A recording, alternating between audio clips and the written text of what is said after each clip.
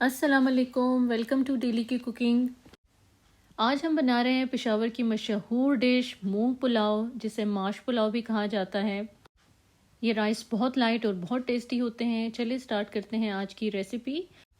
200 ग्राम साबुत मूंग लेके आधे घंटे के लिए भिगो दें। साथ ही चावलों को भी आधे घंटे के लिए भिगो दें। मैंने बासमती राइस का इस्तेमाल किया है।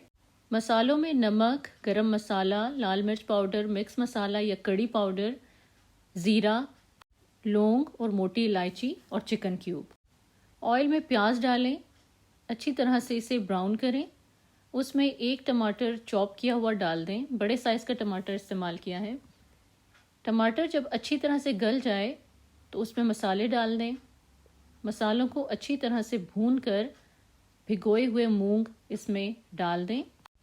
मूंग डालने के बाद मूंग को अच्छी तरह से पकने दें। तकरीबन 80 से 90% तक मूंग को अच्छी तरह से गला लें। मुझसे ज़रा ज़्यादा गल गए थे, लेकिन आपने इस बात का ख्याल रखना है। देखिए, मुझसे ज़्यादा गल गए थे। अब हमने इसमें राइस ऐड कर देने हैं।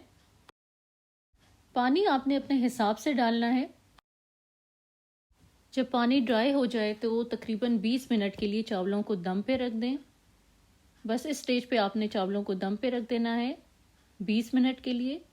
20 मिनट के बाद ये चावल बिल्कुल अच्छी तरह से बन चुके हैं। मूंग पुलाव ज़्यादातर सेला राइस के साथ बनाया जाता है, लेकिन मैंने बासमती राइस के साथ बनाया है। पेशावर में सेला राइस का इस्तेमाल किया जाता है।